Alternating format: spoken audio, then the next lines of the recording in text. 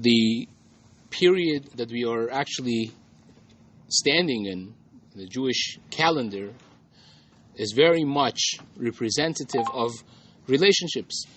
We are counting from Pesach to Shavuot, which is one of the only counts that we have instructions in the Torah itself. The Torah says you celebrate Pesach, then you got to count 50 days until you get to Shavuot.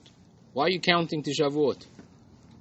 Why? I mean, you just say, like any other Yom Tov, like any other holiday that you have in the Torah, you say, and this day of this month is going to be Chag HaSukkot. And this day of this month is going to be Rosh Hashanah, Kippur. All of them have an address on the calendar. So give me an address on the calendar. Shavuot does not have an address on the calendar. Indeed, is the only Yom Tov that is debated what day of Sivan, what day of the month of Sivan it was. Was it the 6th of the Sivan? Or was it maybe the 7th of Sivan? Can you imagine? Just, the Torah should say, look, 6th, 7th, whatever it is, make your mind. Half Shavuot. Why do you tell me count 50 days from Pesach, and then you'll have Mimachurat Shabbat, and then you'll have Shavuot?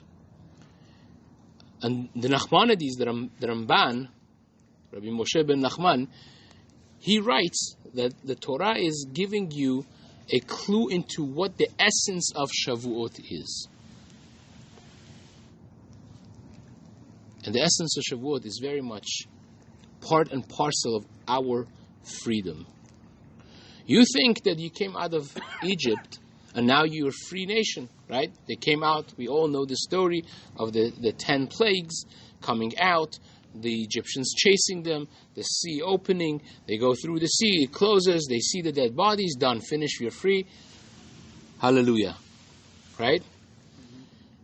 You think, no, you're not free. You want to be really free, you have to wait until Shavuot. What happens in Shavuot that makes you a free nation? That needs real explanation, right? Now, what is even the essence of Shavuot? The essence of Shavuot is when we stood by Mount Sinai, by Har Sinai, and we accepted the Torah. Until now, you could have meat and milk and a pig and whatever you want. Now you stand by Har Sinai. Now you have 613. Some call it restrictions. I call it opportunities. Right? You have 613 mitzvot. So why is that part of being free? I would actually call it quite the opposite. Until now, I was free. And now, I am bound by a lot of restrictions.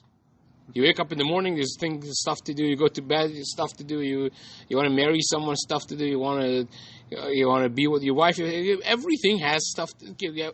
You have mitzvot in every little thing, right? Every nook and cranny is covered, right? That's being free. How is that being free?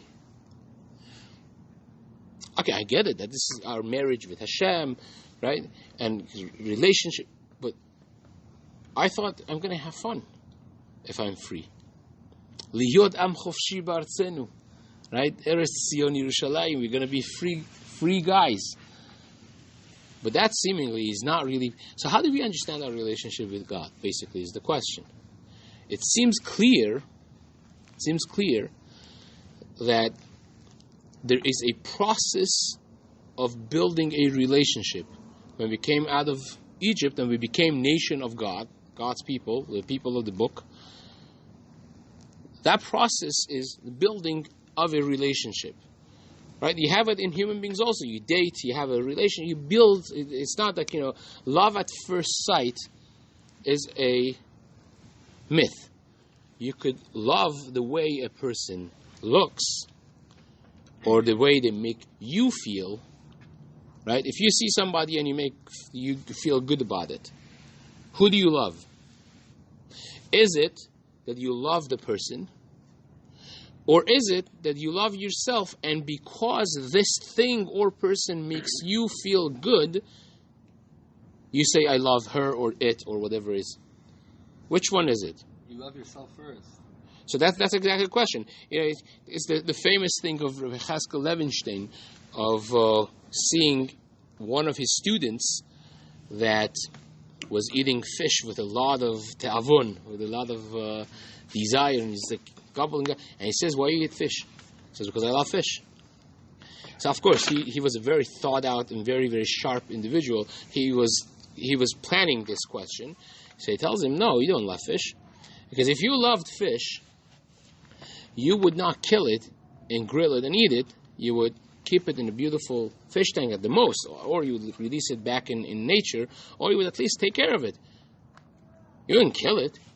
You don't love fish. You love yourself. You like the way fish tastes and makes you feel, therefore you eat it. So when you say, I love fish, what you are really saying is, I love myself and I enjoy the taste of fish." Right? So a lot of times we have to ask this question. When I see someone say, I love him, I love her, I love it, what am I really saying? Right? Most of the time, more often than not, what we are saying is, this makes me feel great. And I love myself. Right? Is there anything wrong with that? No. But it's just important to clarify what the relationship is. Like you asked us to speak about relationship. I'm stand-up comedian. I'm speaking. I'm speaking just about the topic you asked me. So, anything psychologically wrong with that? No. As long as you're aware of what you're doing, it's fine. Totally fine. Right? If it becomes too self-consuming, then it's a problem, because it's going to take away from other aspects of your life. Right? But so long as you could balance that, that's fine. But that's not a relationship. You don't have a relationship with fish, right? So if your love is a fish love with your wife or husband or friends, co-workers, neighbors, then you're not having a relationship. You're just you're engaging in self-indulgence in that way. Is that clear? You're engaging in self-indulgence when you are enjoying company of someone else or something else. You're eating something, you're watching something, whatever it is that you're engaging in, you are engaging in a form of self-indulgence, which is okay. There's nothing wrong per se with that. It's important to realize what it is and how it's defined, because if you define things properly, then you have a clear picture and you could choose what it is that you want, right? Do I really want to be involved with self-indulgence, or do I really want to involve myself with building a relationship? So if fish love, so to speak, can we call it this? If fish love is not in relationship, so then that erases a whole massive part of this picture, and now it's a void. So what is relationship? If you make me feel good about myself because you're beautiful, right? Or as a food because you're delicious, or as a movie because it's engaging and interesting, or because it tickles any of my natural animalistic desires, that we have a bunch of them, so then what I'm doing is satisfying a certain need for self-indulgence, which again, a part of it is natural and it's good and it's healthy, a part of it is unhealthy. But it's not relationship. So sometimes it's easy to define some things backwards to see what it's not, right? When this tragedy happened in Meron, my first thing to people who spoke to me was, let's clarify what it's not, the message, right? If you want to know what the message of this is, you have to first know what the message of it's not. When you know what it's not, then it's easier to narrow down what am I going to take out of this as a communal person, as someone that cares about the Jewish community, a global Jewish community, right? Whether you have the Orthodox beliefs or not, that's a separate issue. But as a community that we care about one another, what the message is, sometimes it's easier to eliminate, to go through a process of elimination, to know, okay, this is not. So I'm narrowed down with few things. I could now, my mind is not confused and mixed up. I could think clear. Same thing is with this. Love is perhaps one of the most misunderstood concepts in humanity. And the reason for it is very simple, by the way, because we have a very strong desire, natural desire, towards things we call love nowadays, right? So therefore, it's very easy to blur the lines and say, I love him, her, it, whatever it is, right? Materialistic stuff? No, physical. Physical, materialistic, all of those. Because we have, our strongest, I think, Freud was correct about the fact that the motivations of people is, a lot of it is with things having to do with sexual issues, and a lot of it with power and money. Money brings basically power. So those are things that people are motivated by, right? Otherwise, I say men and women are very different. There's a comedian, I don't remember his name, it's to come to me, that he compares them. He says it's like waffles and spaghetti, right? Men are like waffles. Everything is very much, it has its boundaries, it's separate, it's not mixed. Spaghetti is like, everything is interconnected, and it's like a world wide web, right? So for men, the car has its own file, the house has its own file, the mortgage has its own file, the wife has its own file, the mother-in-law has its own file.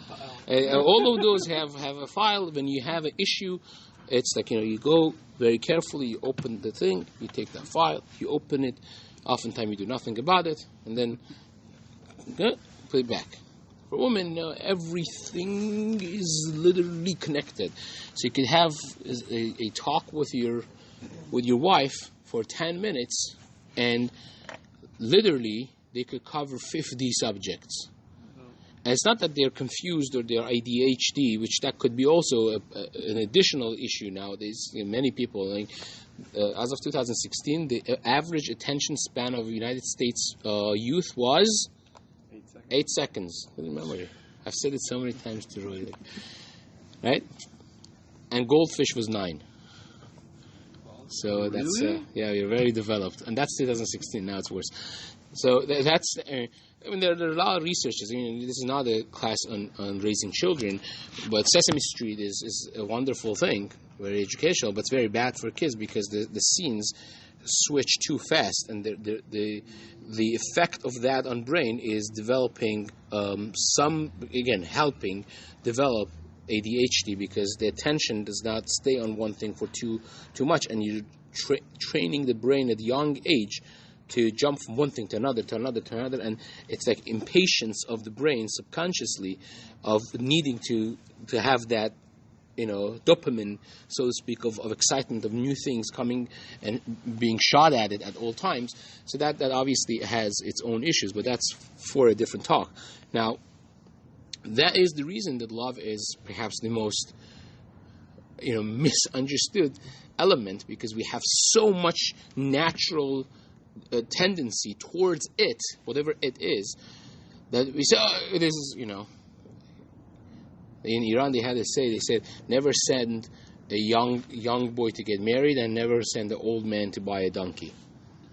Why? Because the old man wants to sit, he's tired, he's walked already, so the first thing he says, okay, just pay and buy it. He doesn't test it properly, can't say test drive, I don't know.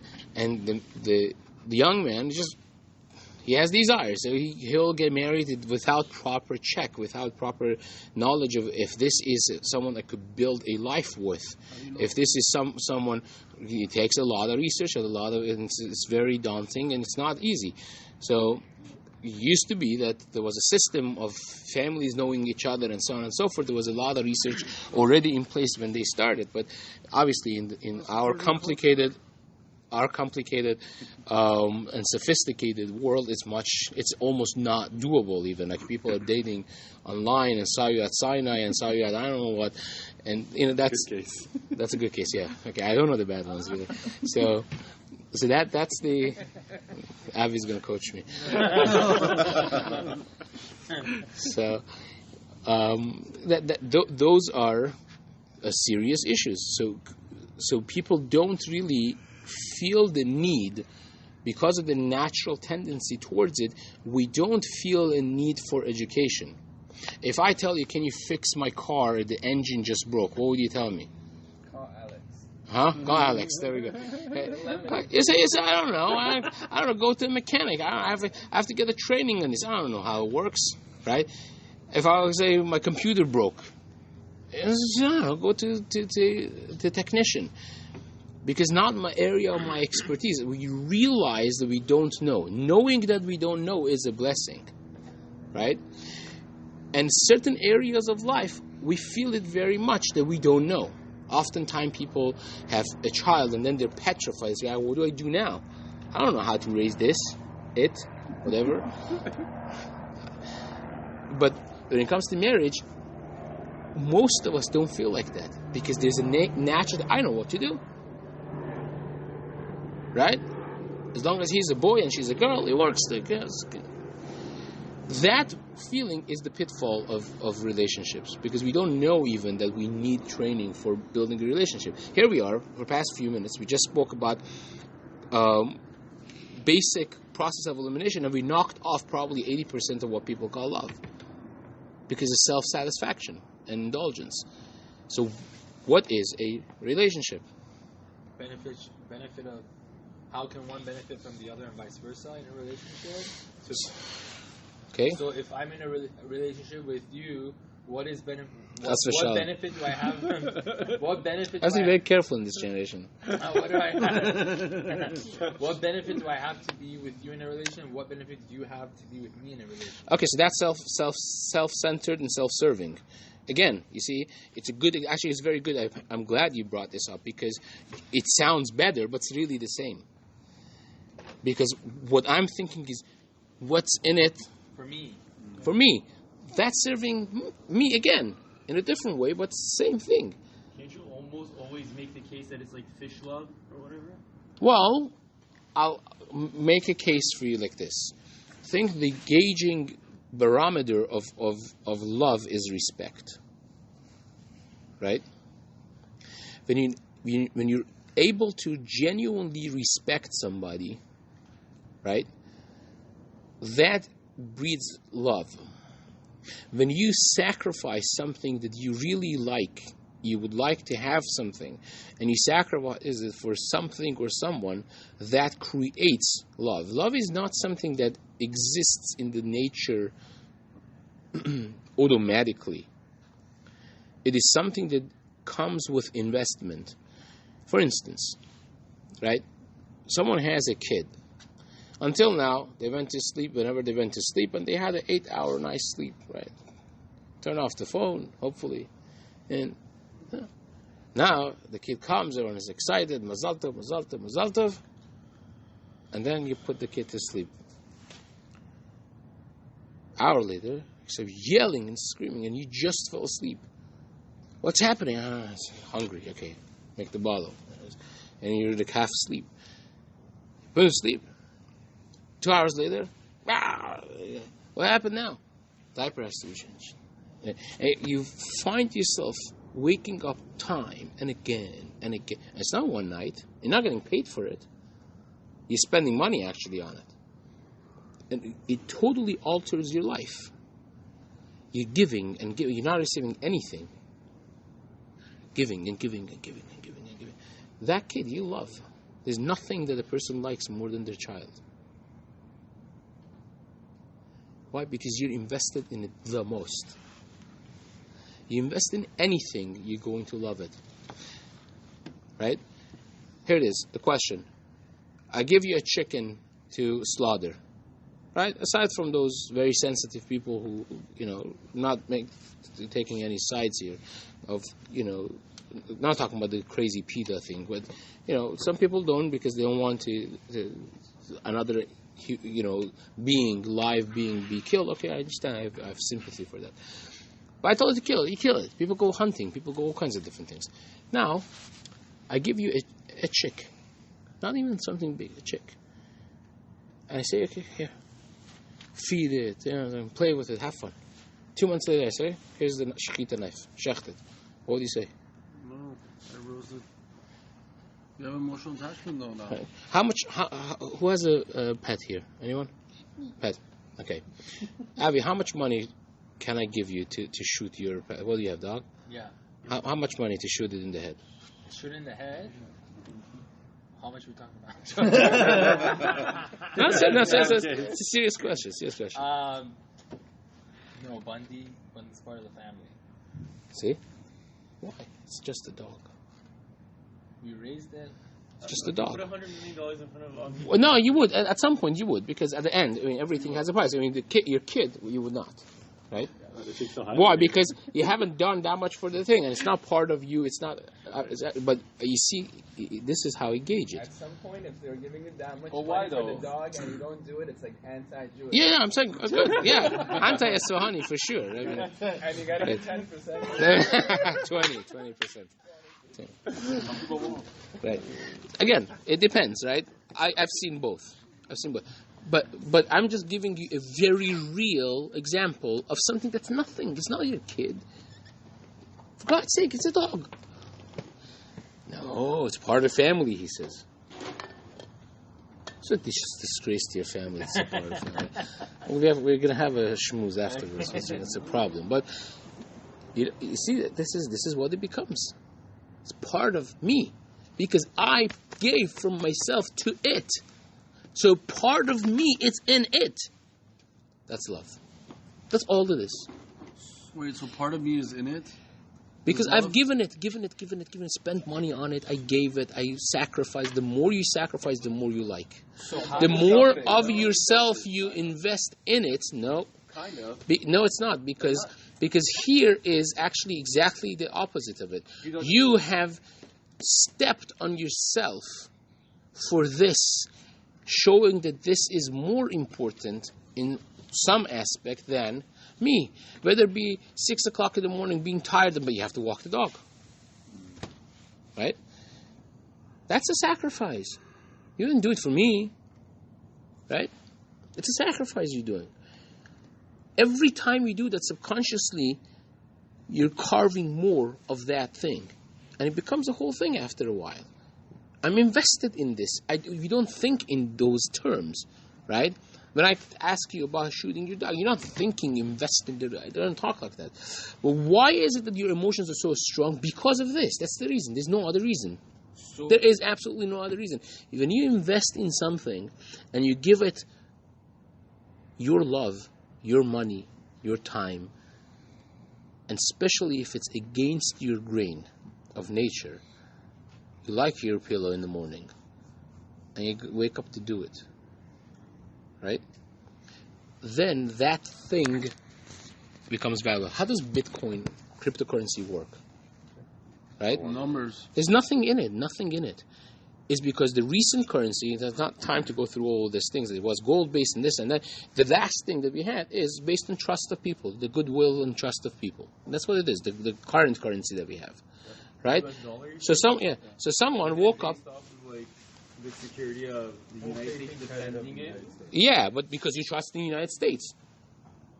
But they're If what do you mean? The money you go buy gold. no, that used to be. It's no longer like that. You're trusting U.S. government. It's all based on trust, which unfortunately with the current president, I'm not sure. Was that recorded? Yeah. Everyone is saying it anyway. So someone woke up and said, "Hey, you know what? I'm just going to make my own currency." And the more people you could get to do it, what's the second rising one right now? No, that just went from 4 cents to 50 cents, which is a big thing, 10 times more. No, the Ethereum, yeah. So that's like 3,000, whatever it is. So why is it going up like that? Because more people are buying into it. That's all it is. Then it is. People are just trying to make money. No, but if you need people, you need people. The more people invest in it, the more valuable it becomes. Right? If Elon Musk would put another $1.5 billion in this, all of a sudden it would shoot up. Why? Because everyone trusts and follows this man. Right? If I put money in it, people are going to pull out. You know? If he's doing it, he means this. so that's exactly what it is. The relation is the same thing. The more you put into it, the more you have. People think marriage is this glorified, beautiful magic box. Yeah, it is. But you know what's in it? Nothing. It's empty. You find in it what you put in it. Sometimes there is what do you call it? Ribbit. Interest. Sometimes there's good interest in it, but interest on zero is how much? Zero. Right? Money, Avi. That's it. Are you saying that marriage is like an empty box? Are you saying that's what it starts with, and then you add to it and make it Yeah. full kind of? Yeah. There's nothing more false than love at first sight. It's garbage. It's just self-satisfaction. That's what it is. When you see someone say, okay, I have certain values that mean something for me. I'll give you examples.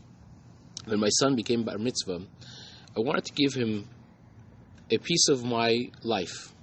So I told him, Yitzchak,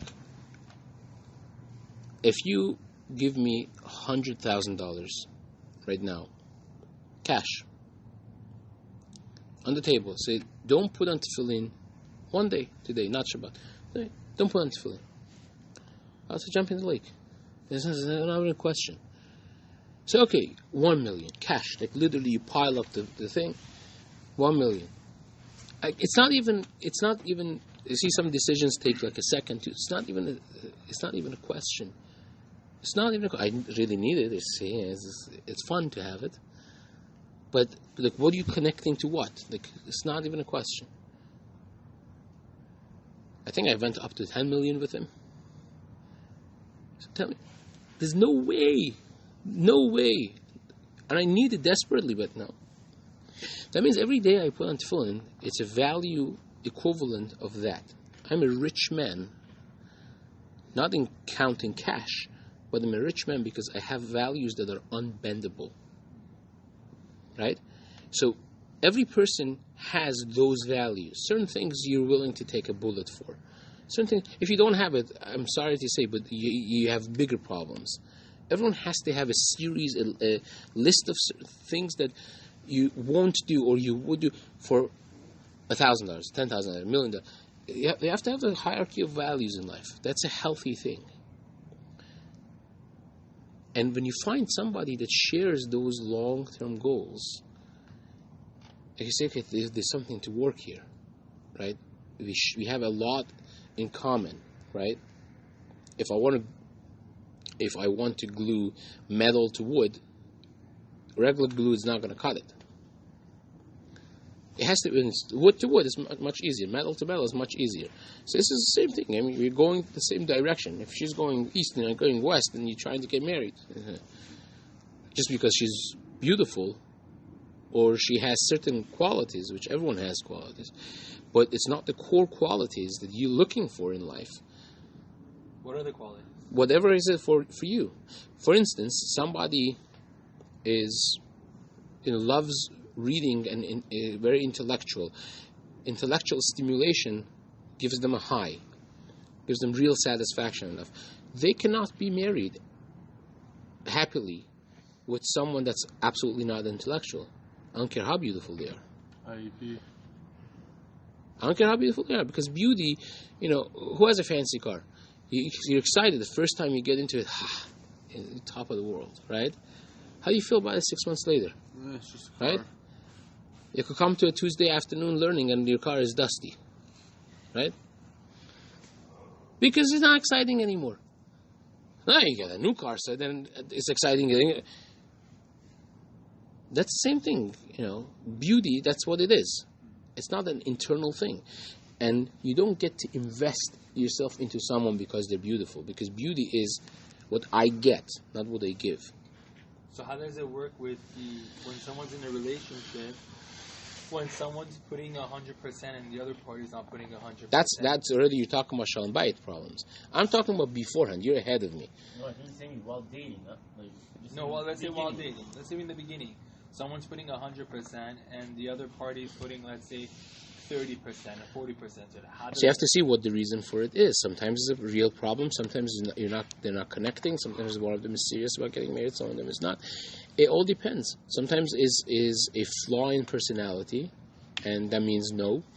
Sometimes it's not that. It's something else that's going wrong. Or sometimes their love language is different. Like the 5 languages of love, there's basically 5 regular main categories. It's not really more than 5. Or you could make it less, you could make it more, but 5 general ways that people are touched in their life, right? And those are important. It's the way you're wired. And you believe in that? Yes. Okay. Rabbi, I have a question. When it comes to like relationship and marriage, you brought up the 5 languages of love. Are you guys supposed to have the same, or it's okay not to be the same love language? So that is a complicated question. If the main language is totally different, so then you could make it as so long as both of them are in the relationship for certain unshakable values that they share, and you're just learning how to give to the other person, right? So if it comes to you naturally, you have an easy road, right? If it doesn't come to you naturally, so now you have to, it's work, right? You have to, okay, this person, this ticks them. This is how they speak. This is how they communicate. So I'll learn how to communicate with them because I want to give. But the ratzon lehetiv, the willingness and readiness to give and to realize that it comes from giving is really the key. And you understand, that's why... What do you mean by values, though? So that's why... Well, sorry, what? What do you mean? Sorry to cut you off, but what do you mean by values? Like, you're looking for values in that, or... You keep bringing up values, like, what do you mean values? Like, oh, like... So let's start with, for beginners, long-term goals. Okay, Where do you want to see your family in 20 years from now, right? How do you want to see your kids, right? So if one of them wants to see their kids with a beard and black hat, and the other one wants to see them as a singer dancing with 5 girls at a time, so that's obviously not going to go together. I get what you're meaning. Like, right? If you guys want to be Shomer Shabbat. Yeah, one of them wants to become... Huh? Never that, like... Okay, so my job is to give clear examples, but then you have to evaluate the differences. Sometimes you say, okay, we could deal with this gap, we could bridge it. So this is not bridgeable. It's 2 different directions. She's going west, I'm going east. Like, so she's beautiful. So what? What about like in? You're saying she's rich or whatever else. You have to understand and for that, before you start dating, you have to know yourself. You have to know where this person, who is he? Where is he headed in life? If I don't even know what I like, right, and who I am, and what my goals are in 5, 10, 20 years from now, and when I'm 65 and I want to retire, what do I want to see myself? Author of 20 books? A professor with thousands of alumni students? A billionaire? Investor? Builder? What gives me that? What ticks me? What gives me that high? What do I want to see myself? How do I want to spend my retirement? Those are important questions. Like with your wife to ask? No, for yourself. Self-search. Before you start even thinking about dating, you have to have answers to all these questions. Because if I want to know if this matches this, I have to first know what this is. If this is blank, everything matches it. Or at least so you think. Right? You know what I'm saying? You have to know what's written there. What is something written here? Everyone has a very complicated. You have how many genes do you have on a DNA? That many differences you have with other people. Well, it's an exaggeration, but you're very different. Now, some differences are very mild, so very small. So you could do some differences are major, like direction differences. So you have to know which ones are what. Where am I headed in life? What am I doing with myself? And then you say, okay, fine. So now let me find a matching piece for this. You mean like career? I know all the edges, so now I could see what could match in this.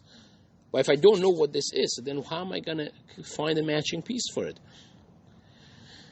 So that is important. That a person should have knowledge of self before they do it. So being out of Pesach is being free physically. So I'm no longer slaves to, we're no longer slaves to Paro, to Egyptians. But now what do? Building relationship with Hashem. Hashem says, trust me. Come to the desert. Don't bring food. You know what that means? That's like committing suicide. We trusted him. Love starts and is gauged by trust. If I don't trust you, I can never love you.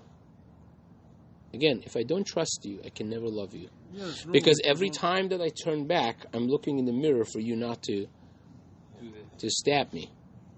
Right? Every time I'm leaving my money with you, I'm thinking, what's going to happen? Let me look at the camera. I cannot never love someone I don't trust. Relationship, the level and depth and fundamental value of every relationship is only and only as good as how much trust there is in there. I agree with that, but sorry, like to back up a little, you kept saying like know yourself and know this. Like, what do you mean, like financially and career wise, or just in, like even before that. It's not spiritually, it's not financially. It's me. Like every person has certain sets of personalities, right? Yeah. This is me. I'm this. I'm compassionate. I'm this. I'm easy to anger. My pluses, my minuses, and my aspirations. Most importantly, what do I inspire to do? Right. So that's career basically goal. It's not career. Career is a way to get to that. Right. If I want to be a powerful billionaire, doesn't matter how I get there. If I hit the jackpot, be it. Right. But I feel like you're saying like career is part of it, but like a very big part of it is. But you're saying it's like not part of it. It's not it. It's a part of it. So it's like half of it. It's like half the pie of it. Well, it could be. It depends how much you let your career to define you. I don't let my career define me. But I'm who I am, despite my career. Right? Like Rabbi, like your career defines the way you can raise your family, though. I shouldn't. That's correct. It's a very important part of your thing. I mean, to like answer this question, it's like saying like what you bring to the table. You know, it's like, I mean, I can give quite a few examples. I don't know. So I give an example. You want to bring $1 million to the table. Yeah. How you bring it, I don't care how you bring it. Some people steal it.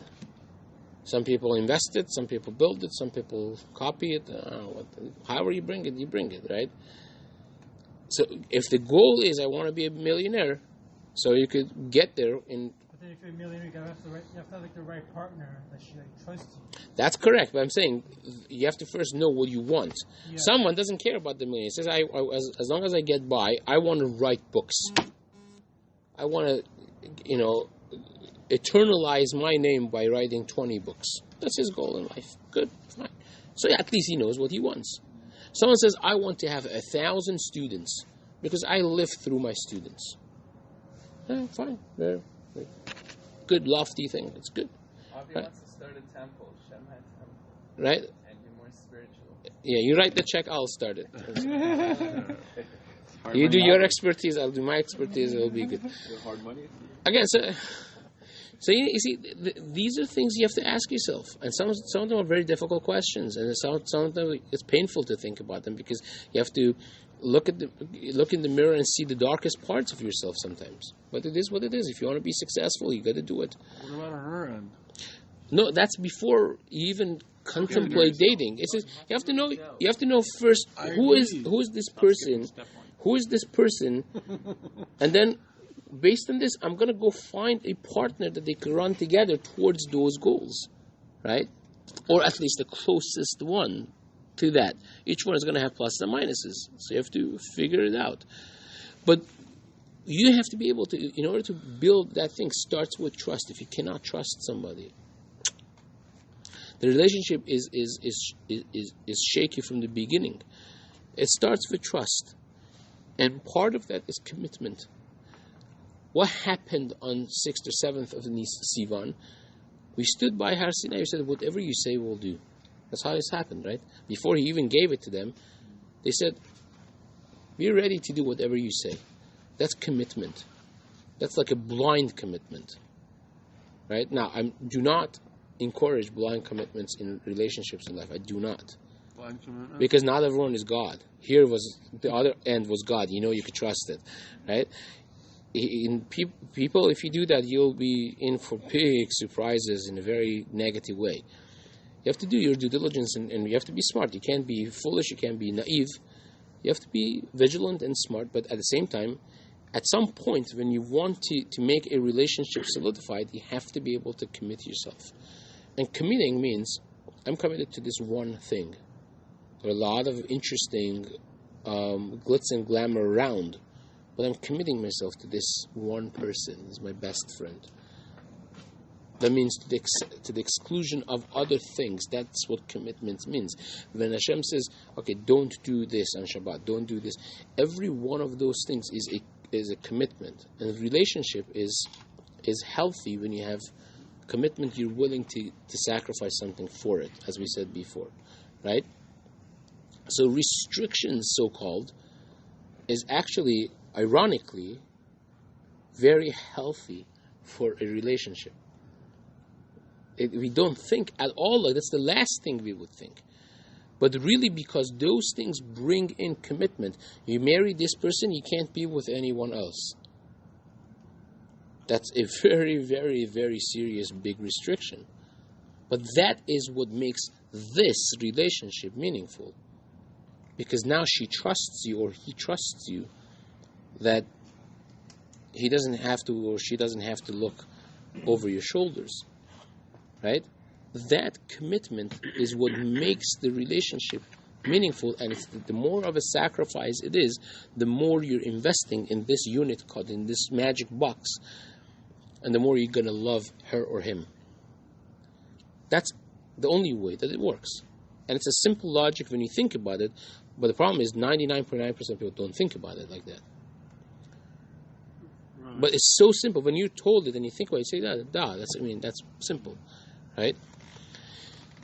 So that is exactly what happened with our relationship with Hashem at Sinai. We committed ourselves and we trusted Him so much so they say, whatever you say, we'll do. Because we trust that you're not going to put something on us that we cannot do. That's a real relationship. So freedom comes with that, because when you have that feeling of values and relationships, then you're free. A free man is a person that could, in every aspect of their life, control their desires by their brain.